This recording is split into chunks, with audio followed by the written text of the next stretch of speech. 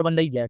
उनके अंदर भी अगर आप जाएँ तो एंट्रेंस में आप देखते हैं कि एक बड़ा-सा कैंटिलीवर निकला हुआ है, उसको उन्होंने जो कॉर्ड्स हैं उससे बाँधा हुआ है। देखा होगा आप लोगों ने, अगर नहीं देखा तो अभी गूगल कर लें, अभी नज़र आ जाएगा आपको। तो उस तरह के प्रॉब्लम्स हैं, वो क्वेश्चन्स आते हैं आपके सामने स्क्रीन के ऊपर है, ये मौजूद है, क्लियर है? ये डील करेंगे और जैसे ही हम ये डील करेंगे अच्छा इससे पहले हमने क्या डील करना है? इससे पहले हम लोगों ने लैडर वाली प्रॉब्लम्स डील करनी है, इंक्लाइन बीम को डील करना है, वो दीवार के साथ रखा है, उसके केसेस डील कर लेंगे। उससे पहले हॉरिजॉन्टल बीम को डील डील करेंगे, जो बहुत ही आसान है, आप लोग ओ लेवल्स में भी करते हैं। उससे पहले कपल को डील करेंगे, ठीक है? और कपल से पैदा होने वाले टॉर्क को डील करेंगे और उससे पहले बेसिक मोमेंट को समझेंगे और मुख्तलिफ किस्म के मोमेंट आर्म निकालने को समझेंगे, उससे पहले सेंटर ऑफ ग्रेविटी को समझेंगे। तो ये पहला टॉपिक या पहला पार्ट इस चैप्टर का कंप्लीट हो जाएगा। फिर आएगा दूसरा पार्ट। दूसरे पार्ट के अंदर इस चैप्टर के अंदर हम लोग फोर्स, डेंसिटी एंड प्रेशर के इस पार्ट के अंदर सेकंड पार्ट में डेंसिटी, प्रेशर को और अपथ्रस्ट को, बायंसी को, इन तमाम चीज़ों को डील करेंगे। स्पेसिफिकली अगर मैं बात करूँ तो आर्चिमिडीज प्रिंसिपल जो कि सिलेबस में कहीं मेंशन नहीं है लेकिन वो ज़रूरी है पढ़ना कि उससे कई चीज़ें, कई न्यूमेरिकल और कई एमसीक्यूज़ आप सॉल्व कर पाएँगे। तो वो मैं पढ़ाऊँगा। आर्चिमिडीज प्रिंसिपल, इसको कुछ लोग आर्किमिडीज प्रिंसिपल भी पढ़ते हैं, पढ़ने दें, ठीक है? सो आर्चिमिडीज प्रिंसिपल है यानी बायंसी का कॉन्सेप्ट है, अपथ्रस्ट का कॉन्सेप्ट है, फिर विस्कस ड्रैग फोर्सेस का कॉन्सेप्ट है। तो सेकंड केस के अंदर बेसिकली देखा जाए तो फ्लूइड मैकेनिक्स है। फर्स्ट केस में टेंडिंग इफेक्ट ऑफ फोर्स है, मोमेंट है फोर्स के वो कारनामे जो फोर्स किसी चीज़ को घुमाने में लगाता है और दूसरे पार्ट के अंदर हम फ्लूइड मैकेनिक्स को पढ़ रहे होंगे और फ्लूइड मैकेनिक्स में भी फ्लूइड स्टैटिक को पढ़ेंगे, ठीक है? ये हमारा जो है वो चैप्टर का ओवरव्यू हो गया। Now let's start with the first topic of the chapter that is centre of gravity. भाई साहब सेंटर ऑफ ग्रेविटी पे बात करने लगे हैं। हेडिंग लगाइए सेंटर ऑफ ग्रेविटी, ठीक है? सेंटर ऑफ ग्रेविटी क्या है बेटा? किसी भी ऑब्जेक्ट में या किसी भी सिस्टम का वो हिस्सा, वो पॉइंट जहाँ पे उस सिस्टम का सारा वेट एक्ट कर रहा हो that is called centre of gravity. तो डेफिनिशन है the centre of gravity of an object is the point at which the weight of the object, ठीक है? Weight of the object is considered to act, ठीक है?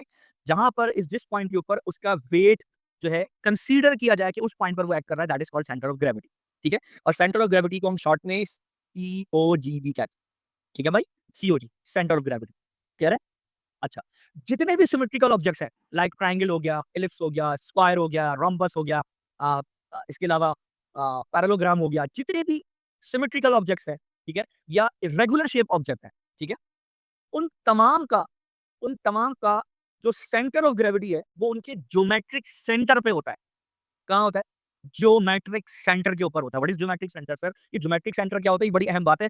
हर shape के हिसाब से geometric centre अलग-अलग डिफाइन होगा। जैसे एग्ज़ाम्पल के तौर पे मैं इस रोम्बस या पैरेललोग्राम को ले लूँ, ठीक है? इस रोम्बस या पैरेललोग्राम का सेंटर ऑफ ग्रेविटी कहाँ होगा? ठीक है?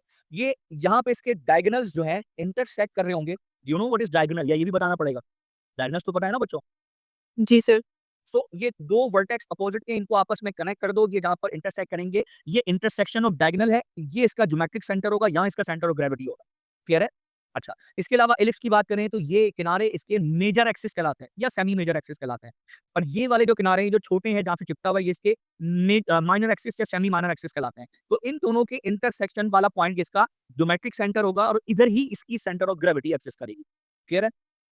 आ रही बात समझ? इसी तरह अगर ट्रायंगल की बात करें तो ट्रायंगल के जो मीडियंस होते हैं, अब आप देखिए इधर फॉर एग्जांपल फॉर इंस्टेंस ये ट्रायंगल का एक साइड है, ये ट्रायंगल का साइड है, ये ट्रायंगल का साइड है, ट्रायंगल के 3 साइड्स हैं। This one and this one. Get it? अब अगर इस वाली साइड को बीच में से हाफ करें और यहाँ से वर्टेक्स से एक लाइन को यहाँ पे कनेक्ट कर दें दैट इज़ मीडियन। ठीक है? सिमिलरली यहाँ से भी यही करें, एक लाइन जॉइन करें, उसके हाफ से उसको बाइसेक्ट करके इस लाइन को कनेक्ट करें, ये इसका मीडियन है। सिमिलरली थर्ड लाइन का ये मीडियन है, जहाँ ये कनेक्ट होंगे, तीनों की तीनों लाइन्स इंटरसेक्ट करेंगी, वो पॉइंट इसका क्या कहलाएगा? वो इसका centre of gravity, geometric centre कहलाएगा, ठीक है? ये ट्रेपेजियम या ट्रेपोज़ाइड है, इसके अंदर भी एक्ज़ैक्टली ऐसा होता है कि इसके डायगोनल्स का जहाँ इंटरसेक्शन हो रहा होता है बेटा, ठीक है? वो पॉइंट इसका सेंटर ऑफ ग्रेविटी है, ठीक है? रेगुलर शेप्स के अंदर तो निकालना आसान है। अच्छा, अब इसमें एक सिचुएशन है, सिचुएशन ये है कि सेंटर ऑफ ग्रेविटी मेरी बात ध्यान से सुनिएगा, ये डिपेंड करती है यूनिफॉर्मिटी ऑफ मटेरियल के ऊपर। हाँ, ये बड़ा अहम है। मिसाल के तौर पे, मैं एग्ज़ाम्पल के तौर पे आपको आपके सामने एक सिचुएशन रखता हूँ। अगर कोई यूनिफ़ॉर्म ऑब्जेक्ट है जिसमें मास की डिस्ट्रीब्यूशन यूनिफ़ॉर्म है, तो ये सिचुएशन होगी वरना नहीं होगी। ठीक है? अगर ये फ़र्ज़ करो एक रॉड है, ठीक है? लकड़ी की रॉड, वुड वुड की बनी हुई है, ठीक है? या मेटल की बनी हुई है। तो और एक ही यूनिफ़ॉर्म शेप की है, तो अंडरस्टूड है कि इसका सेंटर ऑफ ग्रेविटी भाई बीच में होगा और यहाँ पे इसका वेट लाई करेगा और ये इसका ठीक है भाई? ये इसका सीओजी है सेंटर ऑफ ग्रेविटी, क्लियर है? ये यहाँ पे इसका वेट लाई कर रहा है। यहाँ तक तो उम्मीद है कि किसी को कोई प्रॉब्लम नहीं है, ठीक है? प्रॉब्लम नहीं है। अच्छा, अब मामला ये है कि लेकिन अगर ये यूनिफ़ॉर्मिटी चेंज हो जाए, मिसाल के तौर पे इस तरफ ज़्यादा वेट आ जाए, इस तरफ कम वेट आ जाए। जैसे पोल्स होते हैं आपके, घरों के बाहर आपने खंभे लगे हुए देखे ना, बड़े-बड़े पोल्स टेलीफ़ोन के, इलेक्ट्रिसिटी के, ठीक है? तो अगर मैं उन पोल्स की बात करूँ, तो उसमें यूनिफ़ॉर्मिटी नहीं रहती है। मतलब यूँ समझ लें कि वहाँ पर एक तरफ मास की डिस्ट्रीब्यूशन ज़्यादा हो जाती है। यानी कुछ इस तरह का शेप बन जाता है। मैं अगर बनाना शुरू करूँ, ठीक है?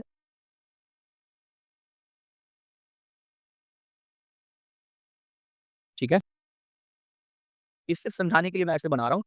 बाकी आप लोग समझदार हैं, ज़ाहिर है, इतना कोई रॉकेट साइंस तो है नहीं। तो इस तरह मार्कर हो गया, पेन हो गया, इस तरह की चीज़ें हो गई। तो उनकी सेंटर ऑफ ग्रेविटी याद रखिएगा, चूँकि उसमें यूनिफ़ॉर्मिटी नहीं है, मतलब उसके अंदर मास की डिस्ट्रीब्यूशन एक तरफ ज़्यादा हो जाती है और एक तरफ मास की डिस्ट्रीब्यूशन कम हो जाती है। तो जिस तरफ मास की डिस्ट्रीब्यूशन ज़्यादा हो जाती है, उस तरफ उनकी सेंटर ऑफ ग्रेविटी शिफ्ट कर जाती है बेटा। अब वो सेंटर में नहीं होगी, सेंटर ऑफ ग्रेविटी अब उसकी लेफ्ट साइड में शिफ्ट कर जाएगी, जहाँ पे मास की डिस्ट्रीब्यूशन ज़्यादा है। सेंटर ऑफ मास भी वहाँ शिफ्ट कर जाएगा, सेंटर ऑफ ग्रेविटी भी वहाँ शिफ्ट कर जाएगी। क्लियर है? सो जब भी कभी एग्ज़ामिनर आपका वर्ड यूज़ करेगा, ठीक है? यूनिफ़ॉर्मिटी या यूनिफ़ॉर्म बीम, ये कीवर्ड लिख लो अपने पास। जब भी कभी एग्ज़ामिनर वर्ड यूज़ करेगा यूनिफ़ॉर्म बीम, इसका मतलब उसका सेंटर ऑफ ग्रेविटी उस बीम के सेंटर में मौजूद है। अक्सर वो इसकी जगह पे हॉरिज़ॉन्टल बीम का वर्ड भी यूज़ करता है। ये एक तरह का क्लू होता है, ठीक है? ठीक है? एक तरह का क्लू है कि जनाब उसका जो सेंटर ऑफ ग्रेविटी है वो सेंटर के ऊपर है, उसके ज्योमेट्रिक सेंटर के ऊपर है। क्लियर है भाई? लेकिन ज़्यादातर वर्ड वो यूनिफ़ॉर्म बीम का ही यूज़ करता है। लिख लो उसको, नोट डाउन कर लो।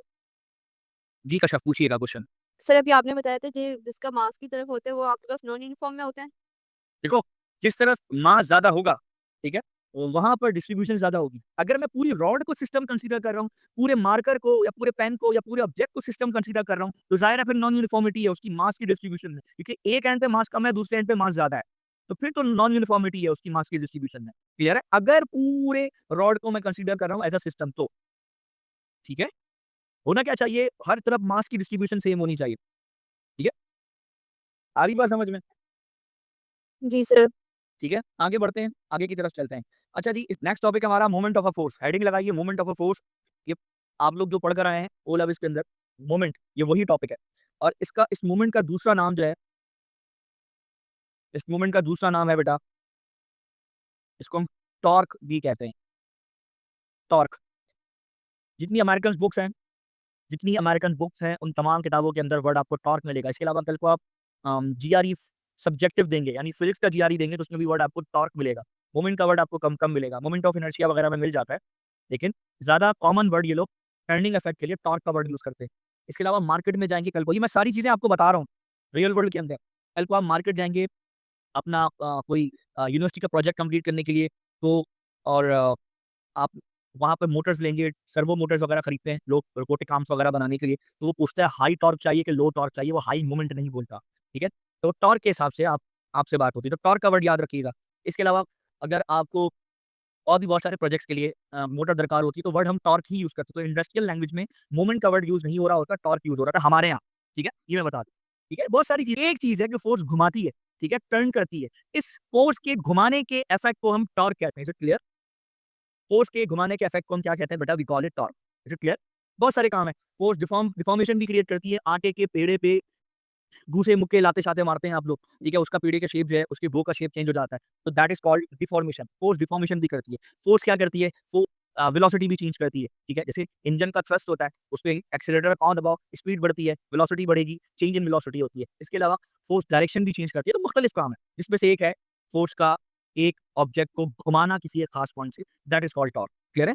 सो turning effect of a force is called moment, और इसका दूसरा नाम टॉर्क भी है। क्लियर है? Is it clear? आ रही बात समझ में? अच्छा, इसके इसका फ़ॉर्मूला है टर्निंग इफेक्ट, आप ध्यान से सुनना। अब जो ओ लेवल्स की गलतियाँ ना बेटा, वो सारी की सारी गलतियाँ ठीक करवाऊँगा ऐसे ऐसा वन बाय वन। फ़ॉर्मूला क्या है टर्निंग इफेक्ट का? जिसको हम टॉर्क कहते हैं, आप एम से भी रिप्रेज़ेंट कर सकते हो। उसको ग्रीक सिंबल टाउ से भी रिप्रेज़ेंट कर सकते हो। टॉर्क को ग्रीक सिंबल टाउ से रिप्रेज़ेंट किया जाता है। ये जो पाई है ना पाई, उसकी एक डंडी को, एक टाँग को, एक लेग को काट दो, दूसरी लेग बरकरार रखो इस तरह से, और थोड़ा-सा शेप साइज़ में बड़ा कर दो। ठीक है?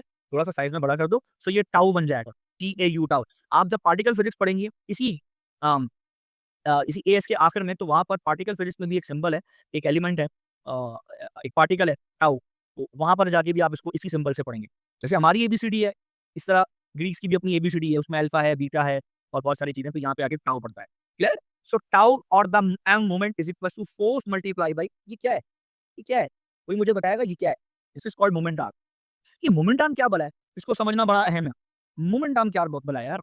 Moment arm basically perpendicular distance है from the axis of rotation to the line of application of force. लिखिए मोमेंट आर्म की डेफिनेशन, ये मोमेंट आर्म फोर्स का डिस्टेंस जो है वो परपेंडिकुलर डिस्टेंस है। कहाँ से? अभी बताता हूँ। ठीक है? From axis of rotation to the line of application of force. पहले ये। अब मजे की बात है, प्रॉब्लम सबसे ज्यादा स्टूडेंट्स को पता है क्या होती है? सबसे ज्यादा प्रॉब्लम होती है मोमेंट आर्म को समझने में। और दूसरी प्रॉब्लम होती है फोर्स और मोमेंट आर्म का परपेंडिकुलर डिस्टेंस समझने के अंदर। ऐसे ऐसे टिका के क्वेश्चन देता है एग्जामिनर, आहा हा हा, नींद आराम नहीं आती आप लोगों को। एंजॉय करेंगे, लिटरली क्वेश्चन मैंने दबा के दिए इसमें। ठीक है, अभी हम स्टार्ट करते हैं, आगे की तरफ चलते हैं। सो फोर्स और मोमेंट आर्म, ये दोनों एक दूसरे पर हमेशा परपेंडिकुलर होंगे। नहीं होंगे तो बनाओगे तुम लोग, अगर नहीं हुए तो बनाना पड़ेगा। कान पकड़ के कन्वर्ट करवाओगे, कैसे वो भी समझाता हूँ। अब सिचुएशन आपके सामने ला रहा हूँ, जरा देखिएगा। सबसे पहले तो पहली सिचुएशन के ऊपर आते हैं। ठीक है, सबसे पहले तो एक्सिस ऑफ रोटेशन को समझना पड़ेगा। बेटे समझना, ठीक है, सब चीजें छोड़ दो, पहले एक्सिस ऑफ रोटेशन को ध्यान से देखो, समझो। ये तुम लोग जो ओ लेवल्स में अजीब अजीब सी चीजें पढ़कर आए हो ना, मोमेंट एक वेक्टर क्वांटिटी है, अब खैर ये तो ठीक है, मोमेंट एक वेक्टर क्वांटिटी है, टॉर्क एक वेक्टर क्वांटिटी है। अभी अगर मैं तुम लोगों से सबसे पूछूं कि इस वेक्टर क्वांटिटी यानी टॉर्क की डायरेक्शन क्या होगी, चलो बताओ मुझे सारे। मोमेंट की, टॉर्क की डायरेक्शन क्या होगी, कौन बताएगा मुझे? Sir, in the direction of the force. ये लिखा हुआ जो आया है ना, ये मजेदार चीज है। गलत है, गलत है। एंटी क्लॉकवाइज और क्लॉकवाइज डायरेक्शन, ये जो सादिया तुमने लिखा है ये गलत है। ये डायरेक्शन नहीं है, ये छोटे बच्चे को, ये बिल्कुल ऐसा है, छोटा बच्चा पानी को मम बोलता है, ठीक है, रोटी को चूची बोलता है, पानी को मम बोलता है, तो उसको इसका मतलब ये नहीं कि वो पानी मम बन गया ना, हाँ, वो बच्चे की हद तक ठीक है, लेकिन फैक्ट ये है कि ये एक वेक्टर क्वांटिटी है और इसकी डायरेक्शन को तुम्हें समझना पड़ेगा। तो पहले तो मैं तुम्हें इसकी डायरेक्शन समझाने के लिए पहले एक सिचुएशन क्रिएट करता हूँ, समझो, ठीक है? जो जो तुम लोग पढ़ कर आए हो ना, बिल्कुल थ्रू वर्ड भूल जाओ उसको। वो क्लॉक एंटी क्लॉक इस्तेमाल अभी भी करेंगे हम, क्लॉक एंटी क्लॉकवाइज, लेकिन वो जस्ट हमारी अंडरस्टैंडिंग के लिए करेंगे। लेकिन अगर मैं वेक्टर की डायरेक्शन पूछूं तो वो है जो मैं बता रहा हूं, समझो। देखो, ठीक है, यहां से मैंने फोर्स अप्लाई की दरवाजे के हैंडल पर, ये फोर्स अप्लाई की एफ, टर्निंग इफेक्ट निकालना है। क्या करेंगे भाई? ये जो फोर्स अप्लाई की, ये फोर्स टेढ़ी नहीं है, ये बेसिकली ऐसे है, इमेजिन कीजिए।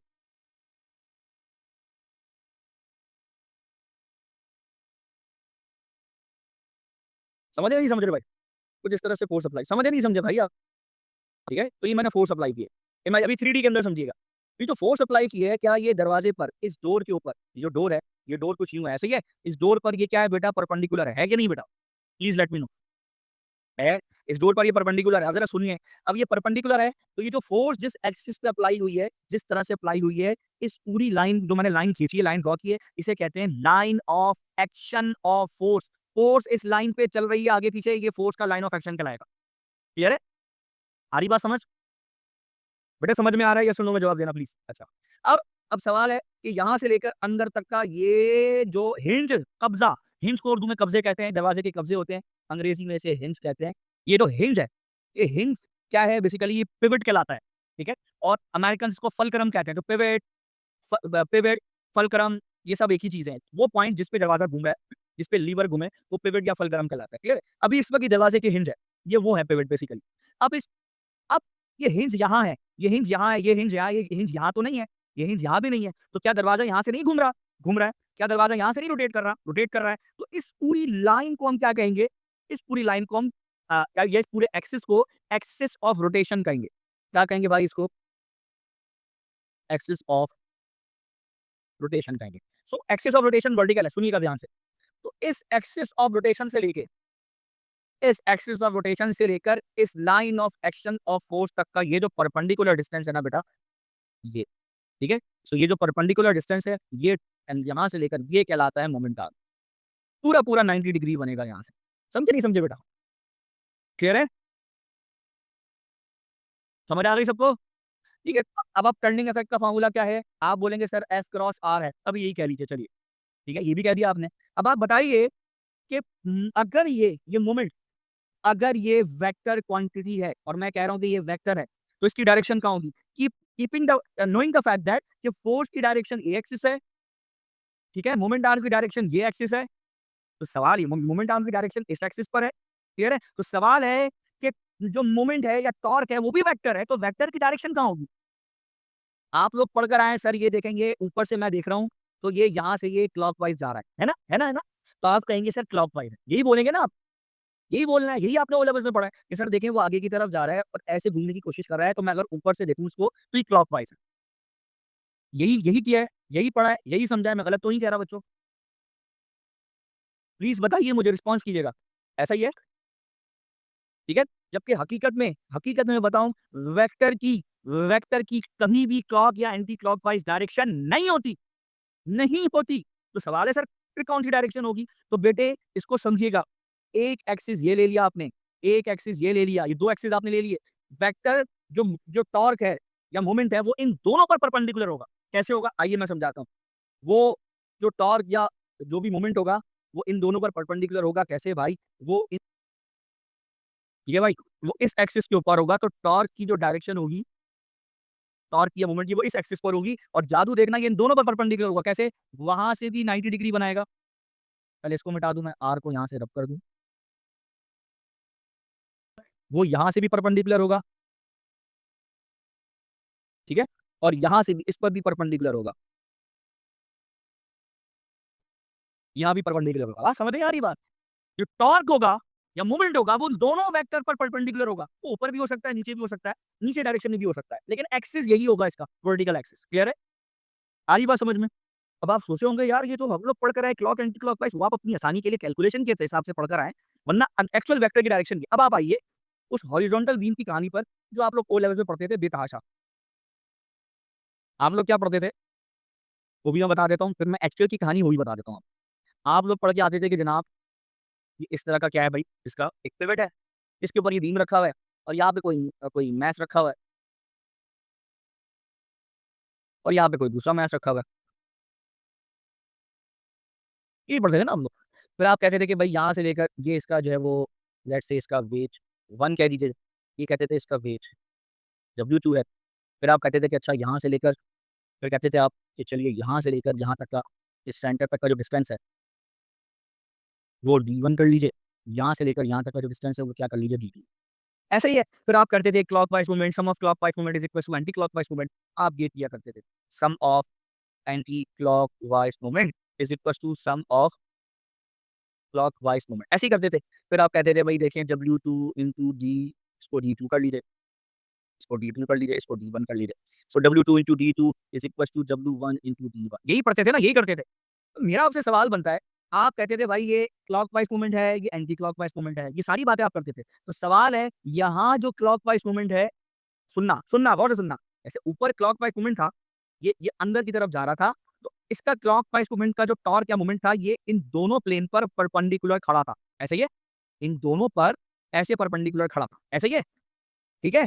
सुनना, इसका मतलब अगर मैं दरवाज़ा बंद कर रहा हूँ और टॉर्क की डायरेक्शन ऊपर की तरफ है, ठीक?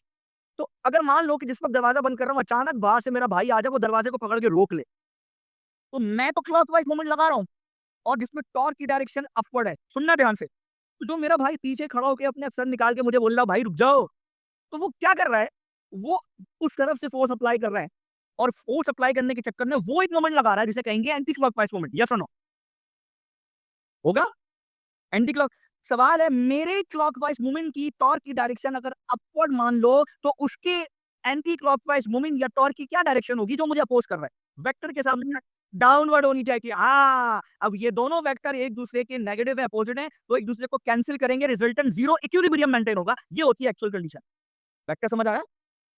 आ रहा है मज़ा? समझ आ रहा है वेक्टर? ऐसे होता है, सही है? एक्चुअल में ऐसे होता है।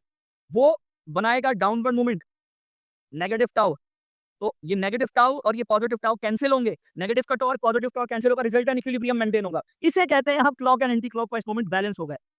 नीचे भी यही सीन है। नीचे ये जो क्लॉकवाइज़ मूवमेंट बना रहा है इसकी डायरेक्शन कहाँ होगी? इसका वेक्टर जो है इस इधर से, इस जगह से बाहर की तरफ होगा। बाहर का मतलब तुम्हारी तरफ आता हुआ वेक्टर होगा, ऐसे बाहर निकल रहा होगा। इमेजिन कर लो और अगर ये एंटी क्लॉकवाइज़ है तो इसका वेक्टर कहाँ होगा? अंदर जा रहा होगा, तुमसे दूर। तो ये बाहर का एंटी क्लॉकवाइज़ बाहर का क्लॉकवाइज़ और अंदर का एंटी क्लॉकवाइज़ दोनों के इफेक्ट को कैंसल करेगा, इक्विलिब्रियम में ऑब्जेक्ट आए। आ रही बात समझ में? वेक्टर की डायरेक्शन पे गौर करो, मोमेंट की, टॉर्क की डायरेक्शन पे गौर करो। क्लियर है? समझे बेटे? और अभी इसकी इस वक़्त इस लेवल पे ज़रूरत नहीं पड़ेगी, लेकिन बताने का रीज़न ये आगे इंजीनियरिंग में जाओगे तो प्रॉब्लम में आओगे क्योंकि वहाँ डायरेक्शन मैटर करती है। बहुत मैटर करती है। क्लियर है? अभी आप एंटी क्लॉकवाइज और क्लॉकवाइज लेके भी प्रॉब्लम्स को रिजॉल्व कर लें। ठीक है? आते हैं टॉपिक के ऊपर दोबारा। अब आते हैं इस तरह की सिचुएशन के ऊपर। अब यू हैव टू आइडेंटिफाई, आपने आइडेंटिफाई करना है कि आपका एक्सिस ऑफ रोटेशन कहाँ है। नंबर 1 सुनिएगा, line of application of force कहाँ है, दूसरा पॉइंट। नंबर 3 मोमेंट आर्म कहाँ है, ये आइडेंटिफाई करना है आपने। ठीक है?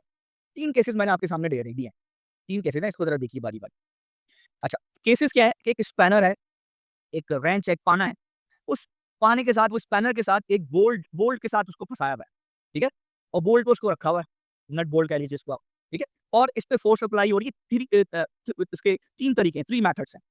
पहला ये कि फोर्स अप्लाई हो रही है वर्टिकल, दूसरा है कि फोर्स अप्लाई हो रही है हॉरिजॉन्टल, तीसरा है कि फोर्स अप्लाई हो रही है इसके ऊपर परपेंडिकुलर। ठीक है? अब मैं कह रहा हूँ कि तीनों सूरतों के अंदर, अच्छा, यहाँ पर एक एंगल बन रहा है, एंगल थीटा, और इस स्पैनर की लेंथ दी हुई है डी, ये डी दी हुई है, तीनों केसेस के अंदर। अब मैं आपसे तीनों केस में सवाल करूँगा कि तीनों केस में टर्निंग इफेक्ट यानी टॉर्क यानी मोमेंट उसको कैसे निकालेंगे? ठीक है? तो सुनिए, सबसे पहला काम तो आपने ये आइडेंटिफाई करना है कि इसका एक्सिस ऑफ रोटेशन कहाँ है? कौन मुझे बताएगा? छोड़ दीजिए यहाँ पे क्या लिखा हुआ है, मैं इस पे लगा रहा हूँ टेप। ठीक है? ये गलत लिखा हुआ है। आइए बात कीजिए मुझसे। एक्सिस ऑफ रोटेशन कहाँ है? कौन बताएगा? पहले वाली फिगर का एक्सिस ऑफ रोटेशन बताओ, हर तीनों फिगर का एक्सिस ऑफ रोटेशन। जी, जिसमें थीटा वगैरह लिखा हुआ है, जो नज़र नहीं आ रहा पूरा। थीटा मैंने जानबूझ के छुपाया है। नहीं सर, वो थोड़े से नीचे कर दे, आपका नाम ड्रॉप कर रहा है इसको। चलिए, d cos theta. V cos theta क्या है? एक्सिस ऑफ रोटेशन है। जी सर। अल्लाह के बंदो, पहले एक्सिस ऑफ रोटेशन को समझो। इधर देखो, अगर कोई चीज़, इधर देखो, कोई चीज़ ऐसे घूम रही है, समझना, हाथ देखो मेरा, कोई चीज़ ऐसे घूम रही है, तो उसका एक्सिस ऑफ रोटेशन बाहर की तरफ है। ये देख रहे हो?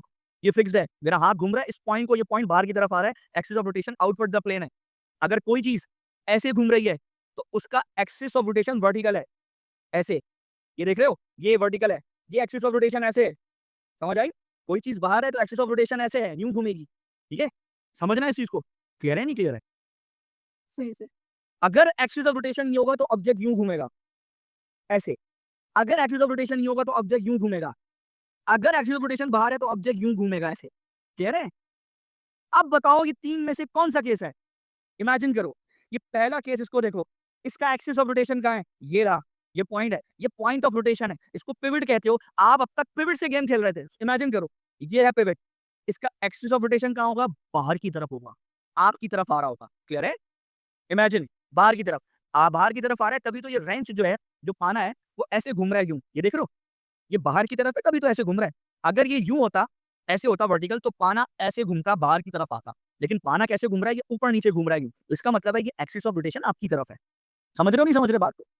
ठीक है? तो चूँकि मैं बाहर की तरफ नहीं बना सकता, पेपर 3D में नहीं हो सकता, इसलिए मैंने जानबूझ के यहाँ पे क्या किया भाई, यहाँ पे एक्सिस ऑफ रोटेशन को खड़ा वर्टिकल बना दिया, मजबूरी में। आ रही है बात समझ में? हालाँकि ये बाहर की तरफ है। तीनों पॉइंट्स का एक्सिस ऑफ रोटेशन बाहर की तरफ है। क्लियर है? और इसका सबूत ये है कि जब ये नट खुलेगा तो खुलते-खुलते बाहर की तरफ निकलेगा और बंद होते-होते अंदर की तरफ जाएगा, तो ये वाले एक्सिस पे मोशन होगा नट का। तो ये एक्सिस ऑफ रोटेशन है। इसका ये सबूत है। क्लियर? समझ आ गया? हाँ, हाँ, इंटू द पेज और आउटवर्ड द पेज, ये एक एक्सिस है। यानी इसको ज़ेड एक्सिस ले लो, इसको एक्स एक्सिस ले लो, इसको वाई ले लो। किसी भी एक एक्सिस पर एक्सिस ऑफ रोटेशन हो सकता है। ये 3 एक्सिस है। एक्स एक्सिस, वाई एक्सिस और ज़ेड एक्सिस, बाहर अंदर की तरफ। किसी भी एक एक्सिस पे एक्सिस ऑफ रोटेशन होगा। आप लोग जो बचपन से ये बीम पढ़ते हुए आ रहे हो ना, सीसॉ, वो सीसॉ का एक्सिस ऑफ रोटेशन हमेशा पेज के बाहर यानी अंदर-बाहर वाले एक्सिस पर होता है, ज़ेड एक्सिस पर होता है। इंटू द पेज और आउट, इस एक्सिस के ऊपर होता है वो, एक्सिस ऑफ रोटेशन। समझ आ रही बात? क्लियर है? सादिया, तुम्हारे सवाल का जवाब। अच्छा, अब मैंने कहा कि मोमेंट आर्म को देखो, वो हमेशा एक्सिस ऑफ रोटेशन से होता है। और कहाँ तक होता है भाई? ठीक है? जहाँ से फोर्स पास कर रही है उस लाइन के। तो फोर्स जो पास कर रही है वो ये है, इसे line of application of force कहते हैं। इसे line of application of force कहेंगे। इसे line of application of force कहेंगे। ठीक है? अब मोमेंट आर्म रिकॉग्नाइज़ करो। पहले केस में पहले केस के अंदर टॉर्क कैसे निकालोगे? बताओ ज़रा। कोई मुझे बताएगा इस केस में टॉर्क कैसे निकालेंगे? इस केस में टॉर्क कैसे निकालेंगे? इस केस में टॉर्क कैसे निकालेंगे? क्या फॉर्मूला होगा? Who is gonna tell me? कोई मुझे बताएगा? किसी को आइडिया है? F multiply by d cos theta. F multiply by d cos theta. Reason क्या है? मुश्तबा? सर लाइन ऑफ एक्शन तो वही होगी ना, फोर्स की, बाकी परपेंडिकुलर डिस्टेंस उसका और ये इस फोर्स का परपेंडिकुलर डिस्टेंस है कहाँ से? Point of point of rotation ये रहा, तो एक्सिस ऑफ रोटेशन बाहर की तरफ है, ठीक है। सो यहाँ से लेकर यहाँ तक फोर्स का ये 90 डिग्री बना रहा है, तो डी कॉस थीटा इस्तेमाल करेंगे। तो पहला जो टर्निंग इफेक्ट निकालोगे वो बनो पड़ोगे F into D cos theta, यानी इस फोर्स को मल्टीप्लाई कराओगे इस डिस्टेंस से, क्लियर है। तो पहला टॉर्क आएगा, पहला मोमेंट आएगा, ठीक है। तो ये वाली लेंथ इस्तेमाल करोगे मोमेंट आने के लिए, बिल्कुल ठीक है। दूसरे पे चलो, दूसरे में अब फोर्स हॉरिजॉन्टल है, तो जाहिर है इसका पिवट से डिस्टेंस ये वर्टिकल है, तो ये डिस्टेंस आपका क्या बन जाएगा, यानी डी साइन थीटा वाला डिस्टेंस ये डिस्टेंस होगा, that would be your moment arc, ठीक है। ये फोर्स की लाइन ऑफ एक्शन है और ये आपका क्या है, ये वहां से परपेंडिकुलर डिस्टेंस है, तो this would be your D sine theta. तो एफ डी साइन थीटा होगा दूसरे केस में। तीसरे केस में क्या होगा भाईजान, ये ऐसा है, फोर्स है, अब फोर्स डायरेक्टली एंगल 90 डिग्री बना रही है डी के जरिए, तो तीसरा डायरेक्ट होगा एफ इंटू डी। देखिए तीनों केसेस देखिए, ठीक है। तो पहले में F multiply by D cos theta, ये डिस्टेंस 90 डिग्री है। दूसरे में एफ मल्टीप्लाई बाई ये डिस्टेंस क्या है, डी साइन थीटा, यही चीज है। तीसरे में क्या है, एफ मल्टीप्लाई बाई डी, ये देखें 90 डिग्री बना रहा है। तो सब में आपने बताना है क्लॉकवाइज है कि एंटी क्लॉकवाइज है, ये बताना जरूरी है, ठीक है। सो इसमें क्लॉकवाइज घुमाएगा। अच्छा सोचेंगे कैसे क्लॉकवाइज, देखिए इधर सोचना सिखा रहा हूँ, क्योंकि जब मुश्किल क्वेश्चन आएंगे तो फिर पकड़े रहेंगे आप, ठीक है। तो इधर देखिए, ये देखिए ऐसे सोचिए, ये ऐसे रखा हुआ है, अब जिसपे जैसे ही ये फोर्स लगेगी ये यूं घूमेगा, पिवट से देखिए, जीरो मैंने पिवट पे रखा हुआ है, तो जैसे ही इस पे फोर्स लगी, ऐसे फोर्स लगी, तो ये क्या करेगा, ये यूं घूमना शुरू हो जाएगा, तो दैट मींस क्लॉकवाइज। सो ऐसे इमेजिन कीजिए, ठीक है। इसको भी देख लीजिए, इस पे भी जाहिर है कि ऐसे फोर्स लगेगी तो ये भी यूं घूमना शुरू हो जाएगा, ऐसे रखेगा, ठीक है, यहाँ से तो जाहिर है कि यूं फोर्स लगेगी तो इस पे भी घूमना शुरू हो जाएगा ऐसे, ठीक है, यूं घूमेगा,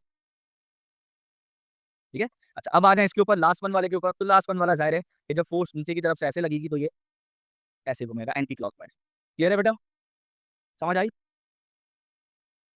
एक और मजे की बात बताऊं, एक और मजेदार बात बताऊं, एक और मजेदार, बड़ी गहरी बात है। आपने force multiply by D cos theta कर दिया ना, यही किया ना, एफ डी कॉस थीटा किया। आपने डिस्टेंस ये मोमेंट आर्म का परपेंडिकुलर डिस्टेंस लिया। आप एक और काम कर सकते हैं, एक और काम, सादिया सादिया मैं कह रहा हूं, मैं ही कह रहा हूं कि आप जरूरी नहीं है, सुनिए सादिया, जरूरी नहीं है कि आप force into D cos theta यानी डी का डी को ले आओ, जरूरी नहीं है कि आप मोमेंट आर्म को हॉरिजॉन्टल ऐसे 90 डिग्री बनाएं। एक और तरीका 90 डिग्री बनाने का, आप ये वाला एक्सिस उठा लें, ठीक है। आप ये वाला एक्सिस उठाएं, ये एक्सिस उठा लिया। अब आप इस एक्सिस पर ये ट्रायंगल बना लें, ऐसे बन गया। अब आप अंदर का एंगल भी नोट चले लिख लें, अंदर का एंगल कितना है, थीटा है, ठीक है। बाहर लिख देता हूँ, अंदर का एंगल थीटा है। कैसे निकला भाई, अगर ये थीटा है तो ये वाला 90 माइनस थीटा होगा, तो जाहिर है ये थीटा हो जाएगा, ठीक है। तो ये आप कुछ भी रख के देख लें, आपको समझ में आ जाएगा जो मैं कह रहा हूँ। अगर नहीं समझ आ रहा तो इसको 30 रखें तो ये 60 हो जाएगा, तो ये वाला 30 हो जाएगा, तो समझ में तो आ जाएगा ना आपके, कोई मसले वाली चीज़ नहीं है। तो मैंने क्या किया, इसको थीटा रख दिया। तो इस फोर्स का यानी ये वाली फोर्स का, इस वाली फोर्स का इस एक्सिस के ऊपर, इस एक्सिस के ऊपर इस वाले एक्सिस पर कंपोनेंट लें। कैसे लेंगी भाई, ये वाला कंपोनेंट होगा सामने वाला, ये होगा एफ कॉस थीटा, होगा, एंगल बना दिया। तो अब ये जो फोर्स है, ये वाली फोर्स, ये ठीक है भाई, ये फोर्स और ये डी, अब ये दोनों 90 डिग्री बन जाएंगे, हो गए 90 डिग्री। तो अब आप एफ कॉस थीटा को डी से मल्टीप्लाई करा दीजिए, टर्निंग इफेक्ट आ जाएगा, तो वही बनेगा एफ डी कॉस थीटा ही बनेगा, कुछ भी कर लें। तो ना आप यहाँ से पकड़े ना घुमा के पकड़े, दोनों सूरतों में आंसर सेम आएगा। क्लियर है। आप आप चाहें तो फोर्स को परपेंडिकुलर कर दें, आप चाहे तो डिस्प्लेसमेंट मोमेंट आर्म को परपेंडिकुलर कर दें, ये आपकी कारस्तानी है, ये आपके ऊपर है, एग्जामिनर कुछ नहीं कहेगा। क्लियर है, आंसर दोनों सूरतों में सेम निकालेंगे आप, ठीक है बच्चों। ये मैंने आपको समझाने के लिए बनाया था। इसमें भी ये कार्रवाई कर सकते हैं, इसमें भी आप ये फोर्स का ये वाला पार्ट ले लें, ठीक है, और यहां से आप एक ट्राइंगल बना लें ऐसे। क्लियर। अब इसका ये थीटा है तो ये भी थीटा होगा, तो ये 90 माइनस थीटा होगा, तो यहाँ करें एफ कॉस 90 माइनस थीटा, तो ये बनेगा एफ साइन थीटा। आ गया, आया नहीं आया। अब कोई मुझसे ये ना पूछे कि F cos cos 90 minus theta sine theta कैसे आया, मैथमेटिक्स वाले तो बिल्कुल भी ना पूछे। हाँ बायो वाले पूछ सकते हैं कि कैसे आया सर, वो मैं बता सकता हूँ, लेकिन मैं समझाने के लिए ये बात कह रहा हूँ कि आप फोर्स को भी सीधा कर सकते हैं, उसके भी कंपोनेंट के थ्रू सीधा जा सकते हैं, ठीक है। आप मोमेंट आर्म को भी सीधा कर सकते हैं, कुछ भी करके दोनों को 90 डिग्री बनाना है आपने हर हाल में, कैसे भी करके बनाना है 90 डिग्री, ठीक है। आ रही बात समझ में।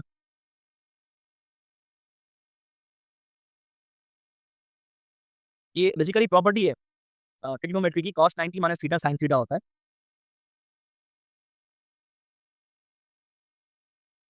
तो कुछ भी कोई एंगल रख के प्रूफ कर लें, कोई भी मर्जी का एंगल रख लें, थीटा की जगह आप 30 रख लें, सो यहाँ पर भी sin 30 रख लें, तो वहाँ पर cos 60 और यहाँ पे sin 30 दोनों 0.5 के इक्वल होता है।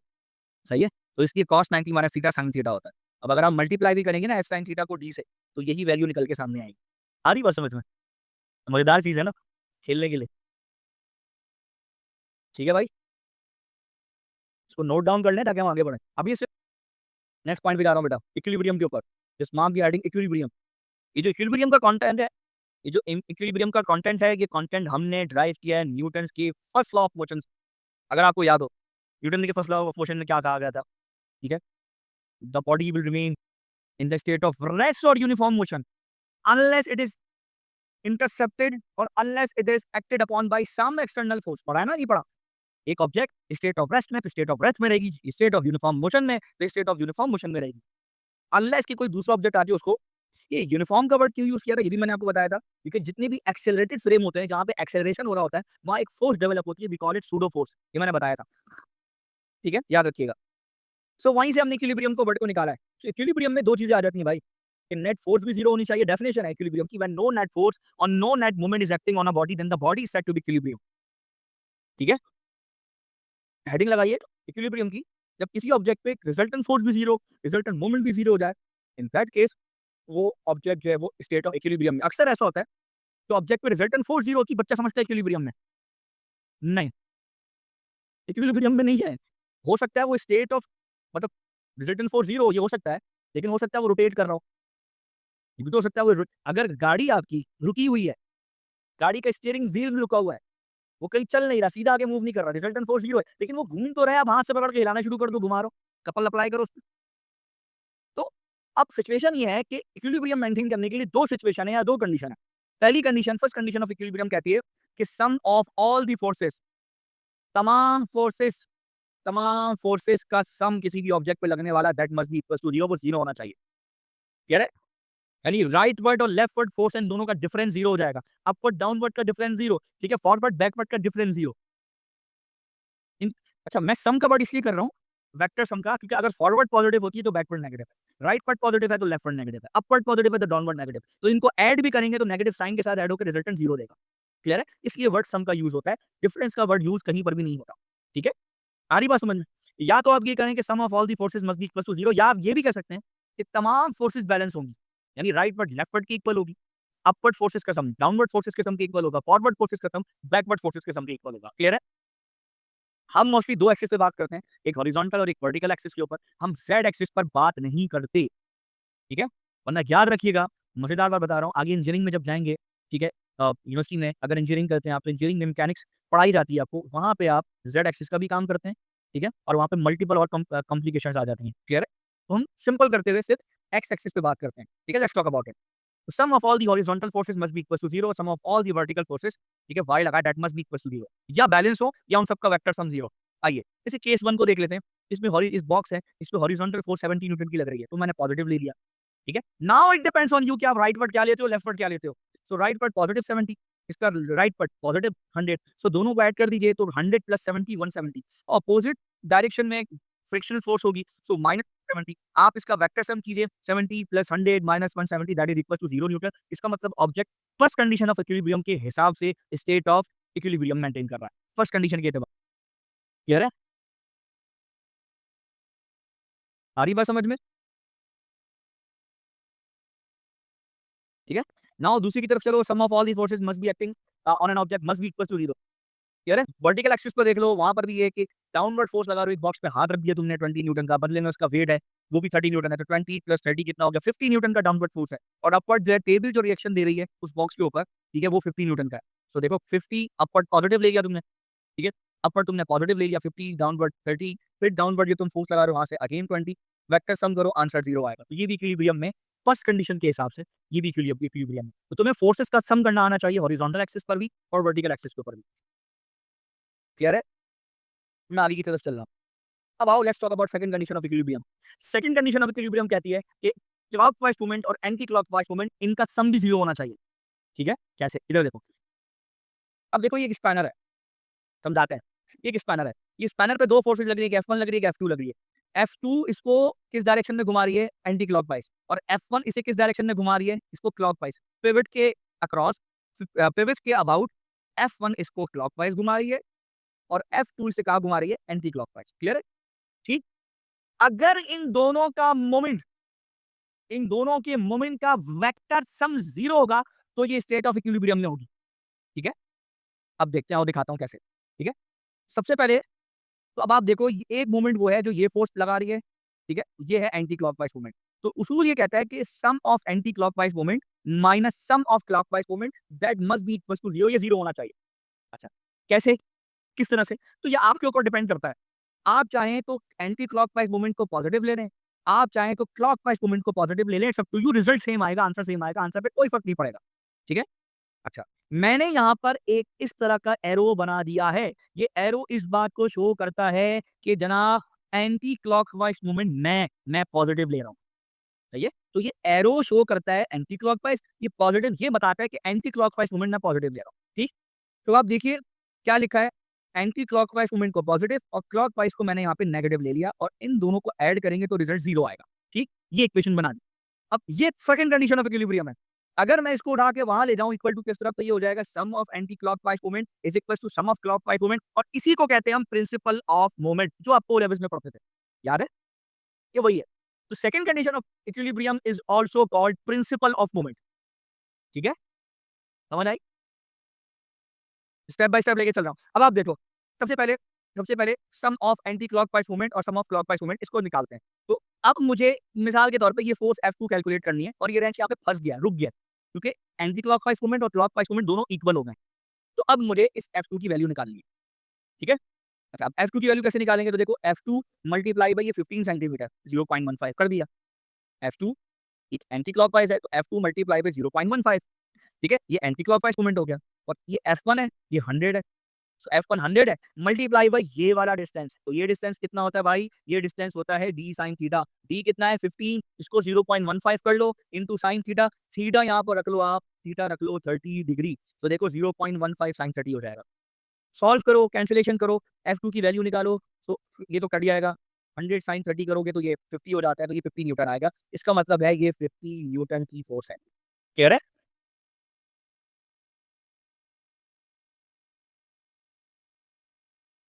इसका मतलब है ये 50 न्यूटन की फोर्स है। क्लियर? सीखा कुछ? कुछ समझ आया? एक चीज कंक्लूड कर रहा हूं मैं यहाँ से, वो ये कि ये जो फोर्स है ना F2, ये 90 डिग्री है इस मोमेंट आर्म पर, है ना? समझ आई? तो जब फोर्स मोमेंट आर्म पे 90 डिग्री होती है तो कम से कम फोर्स लगाने पर भी मोमेंट बन जाता है सेम। देखो ये 50 न्यूटन लगाई इसने, लेकिन उसी पॉइंट पर इसने 100 न्यूटन की फोर्स लगाई, लेकिन इसका एंगल यहाँ से जो थीटा था वो 90 नहीं था। क्लियर है? तो इसलिए इसको फोर्स बढ़ानी पड़ी अपनी। तो तो कोशिश ये करो कि जब भी मोमेंट आर्म पर फोर्स लगाओ वो हमेशा क्या हो भाई, परपेंडिकुलर होनी चाहिए। Is it clear? Summer 24 paper 1 variant 2 question number, अच्छा जी, क्वेश्चन नंबर क्या है? Question number 12। The diagram shows a uniform rod X that is freely hinged to a vertical wall. ठीक है? At end by the rod is at an angle of 60 degree. ठीक है? The rod जो है वो 60 degree है ऐसे। Vertical यहाँ से 60 बन रही है, तो ऐसे जाके अगर मैं यूं करूंगा तो ऊपर से एंगल 60 डिग्री होगा। आ रही बात समझ में? ये एंगल याद रखिएगा, भूलिएगा नहीं। ये बेसिकली आपका एन बन रहा है, आपने वो लेवल्स में एन और जेड पढ़े होंगे। ठीक है? याद होगा आपको, जेड में ये एंगल सेम होते थे, ये तो पैरेलल लाइंस होती थी। ठीक है? एन में भी एग्जैक्टली यही होता था, ये दोनों एंगल सेम होते थे, ये पैरेलल लाइन होती थी। याद है नहीं याद है? क्लियर है? अच्छा, a force F acts at an angle of 30 degree to the rod at end x. ठीक है? The rod has a weight of 3 Newton is in equilibrium. What is the magnitude of the force F?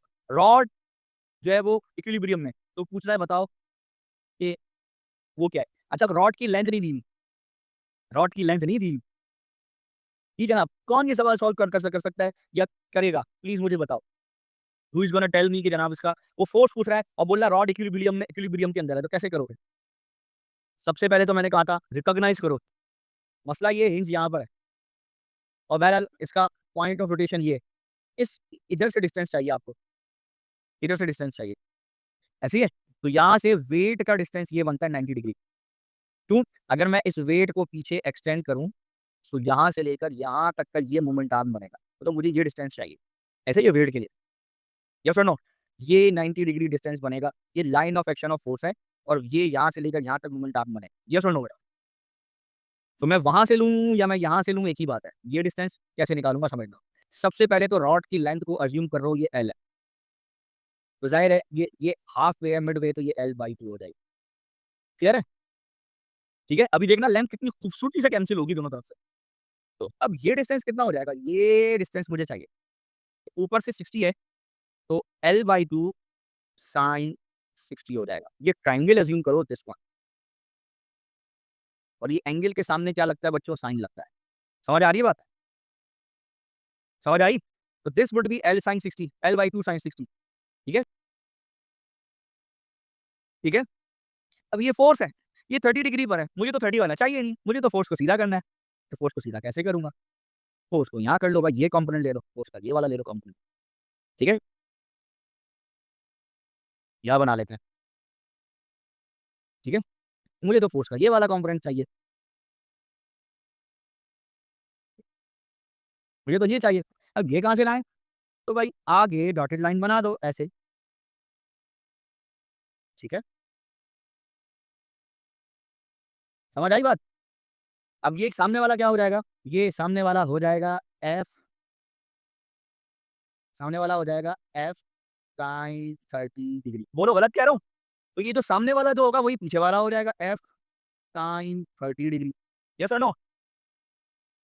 समझे? सबके समझ में आ गया? सबको clear हो गया? तो ये मैं सामने से ये मिटा रहा हूँ। ठीक है? ये हटा रहा हूँ। क्लियर है?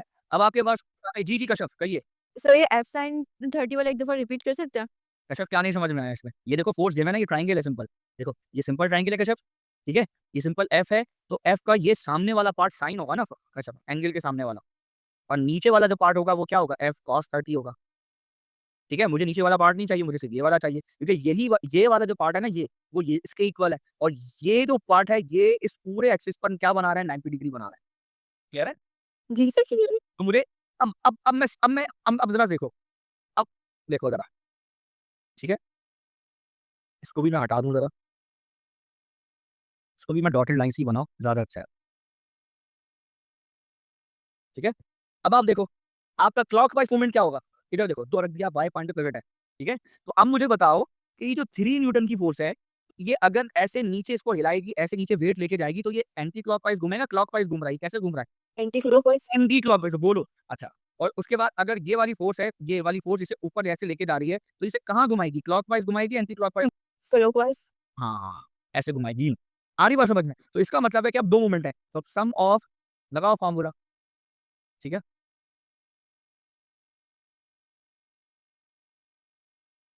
निकाल लो। अब ये क्या होगा? F sin 30 मल्टीप्लाई बाई ये पूरा डिस्टेंस कितना होगा? यहाँ से लेकर यहाँ तक ये कितना डिस्टेंस है? L। तो multiply by L is equal to, अब एंटी क्लॉकवाइज देखो, तो एंटी क्लॉकवाइज डायरेक्शन में क्या होगा? ये वेट होगा 3 न्यूटन का। ठीक है? तो 3 मल्टीप्लाई बाई यहाँ पर डिस्टेंस कितना होगा? L/2 sin 60 degree. क्लियर है? आ रही बात समझ में? भाई अब क्या करेंगे? L से L कैंसिल, तो यहाँ पर sin 60 है, कर ले, अब तो हो ही गया है। ठीक है? तो ये 3/2 sin 60 divided by sin 30। So sin 60 √3/2 होता है, और ये 1/2 होता है, और ये 3/2 ये कैंसिल हो जाएगा। सो 3 √3/2 बताइए क्या वैल्यू आती है? 1.5 से कुछ बड़ी वैल्यू होगी। सॉल्व कीजिए, बताइए क्या आंसर आ रहा है? 2.59। 2.5 में। 9 2.6।